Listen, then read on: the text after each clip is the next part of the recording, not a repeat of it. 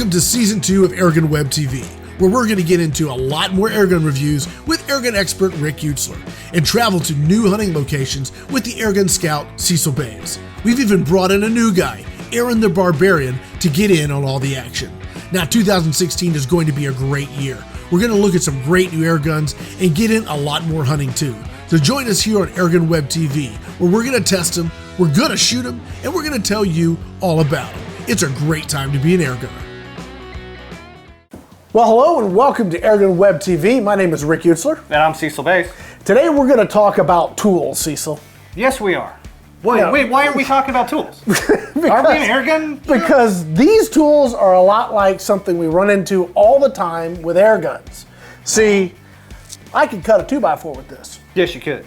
And you could cut a 2x4 with that. And I'd prefer to cut the 2x4 with this. Yeah, but what happens if your battery goes dead? Well, then you're going to need one of these, that. right? And this is the kind of discussion we get into all the time with guys between the Breakbarrel air gun and the PCP air gun. You see, a Breakbarrel air gun is sort of like this handsaw.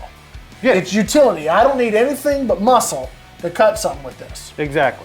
Now, that skill saw is a little bit easier. It's going to make a cleaner cut. Yes. But what happens if you don't have any electricity to charge the battery? Yeah, then you aren't cutting anything. Just like a PCP, you need air to drive it. So they both have their place, and that's what we're going to talk about today.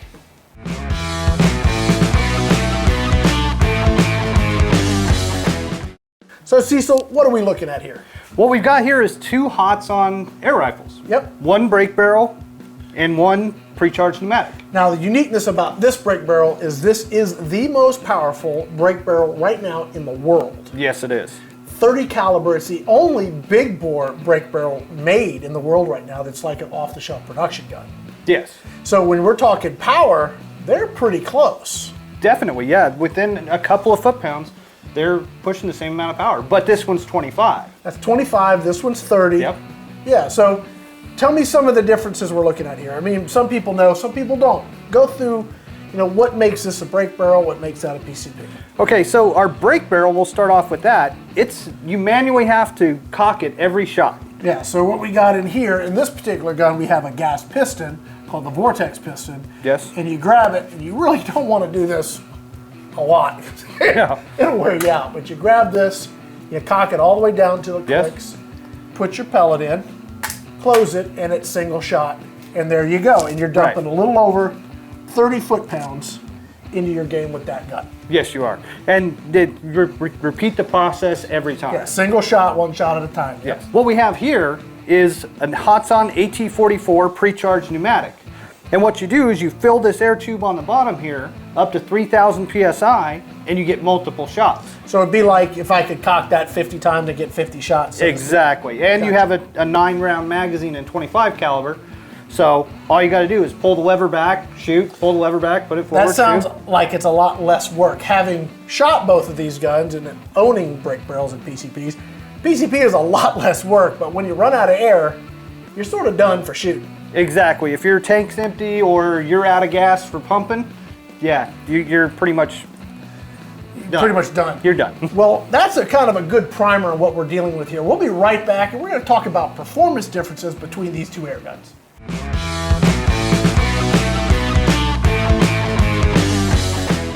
So before we jump right into performance, we forgot to talk about price, and there are some differences we need to talk about there. There definitely is. With the brake barrel, with the 30 cal Carnivore brake barrel that we have here, you're looking at just under $300. But with the Hatsan AT44, it's going to be a little bit more expensive. You're looking at about $499. So you're $500 for the rifle, then you add a scope, and that could be $100 to however much you want to spend. Right. And any other accessories you want. But then you got to fill it, and that starts even adding more money. So now you're into a pump. A good pump's going to run about $280. A basic pump may run you about $200. If you go a carbon fiber tank or even a regular scuba tank, it's $300 and up, and the carbon fibers are about $700 or $800. So, this is a pretty significant investment. It is, but once you put that initial investment in, you can use it for any other PCP pretty much. That's a very good point. You may just need another adapter to fill it if it has a different fill probe. Yep. Now with the brake barrel, they start anywhere from $100 and go up to $1,000. Yes. But you got what you got. I mean, I've got open sights, and I actually prefer shooting this with open sights because the range is right about 30 yards at the max. So there's really, I don't need a scope. No, not on this one. Right out of the box, I'm good to go for around $300. Just buy ammo and go shooting. Exactly. The other thing is the cost of pellets. Okay. With the 30 cal, you're going to be a little bit more expensive per Yep. tin. They're a lot bigger, a lot more lead. But I'll definitely tell you that when a 30 cal pellet hits a rabbit and a 25 cal pellet hits a rabbit, you can tell the difference. Yeah, it's pretty significant. You get that good solid thwop. Now we can talk about performance. Yes. What are you pushing with your gun? This one here, I'm pushing about 36 foot-pounds of energy. Okay, so that's pretty good. And you've, Yes. of course, done your Cecil magic on it. You've got a regulator in it, and you're getting a bunch of shots. And Right. not stock, but, you know, not hard to make it what it is either. No, anybody could have a rifle pushing the same amount of energy and shots as this one here with a little bit of work or sending it to the right person to get the work done. Okay. This gun is pushing just over 30 foot-pounds. Out of the box. Out of the box. Now, when we talk about feet per second, which is what everybody sort of, you know, associates with, Yes. this is pushing a 45-ish grain pellet right around 560 feet per second, which doesn't sound like a lot, but a freight train moving at 45 miles an hour, that's a lot. Yes. That's sort of what you got here. Now you're pushing... Right now I'm pushing about 800 feet per second average. Okay. But with a much lighter pellet, 25.4 grain. Yeah, almost 30% lighter. Okay, so that's where we're looking at faster, but not that much different on the foot-pounds of energy. Exactly. So now we need to go see how they perform out in the field. We've got a little accuracy test we did, and then we actually took these out hunting. Stay with us. We'll be right back.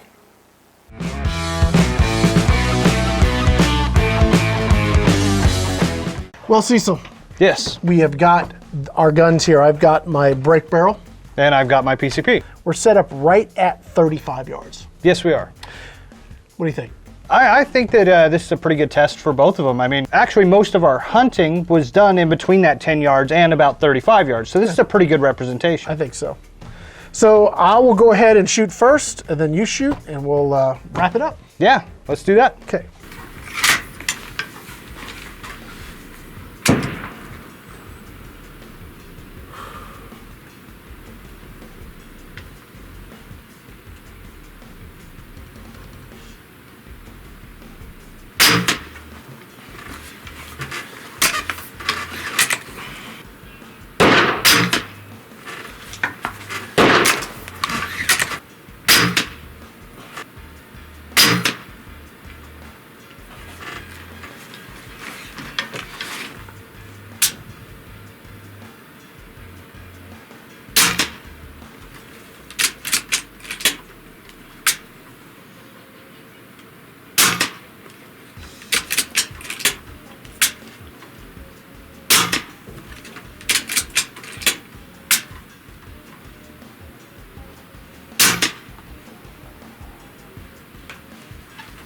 That was pretty low.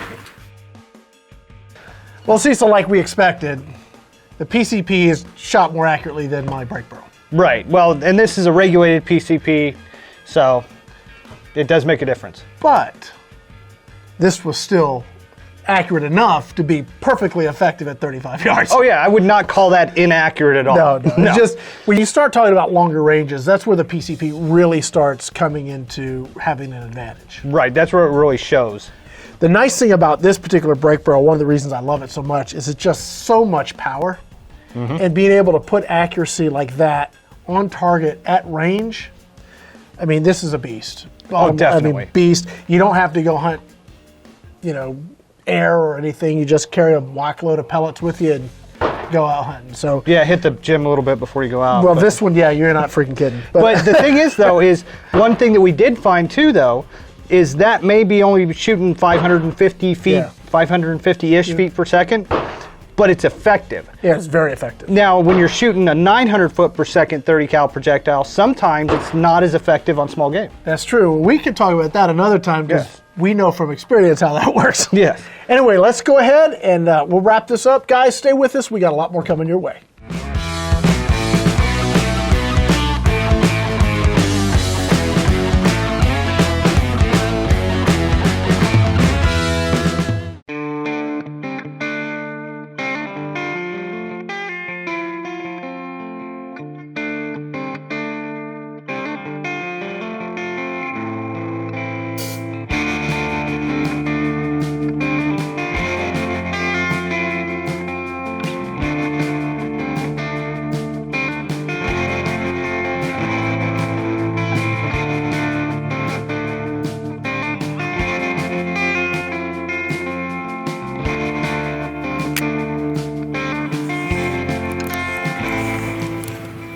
Hatsan Carnivore, most powerful brake barrel in the world. Well, we were moving on along and we spotted this big boy right here sitting up under a tree. Went ahead and got out the Hatsan Carnivore brake barrel, 30 cal. They ain't joking when they say this is the most powerful brake barrel in the world. This thing has got some real power behind it. Got a good headshot on him, dropped him like a rock.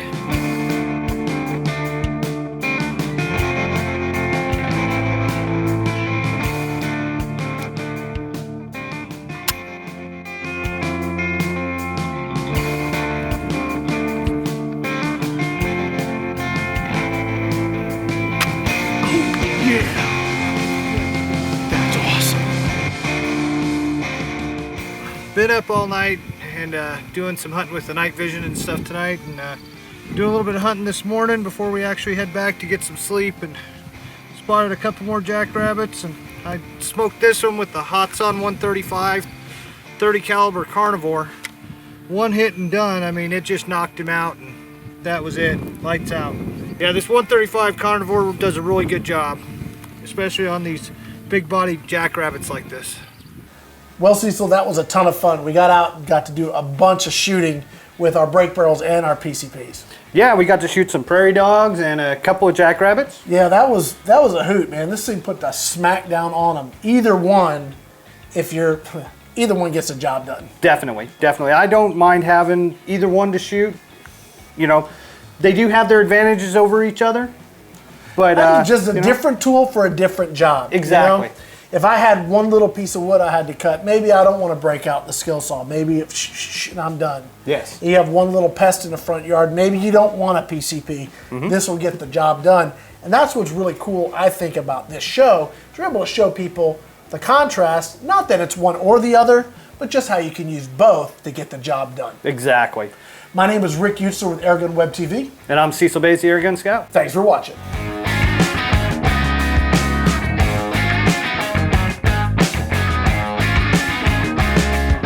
AirgunWebTV would like to recognize the following sponsors.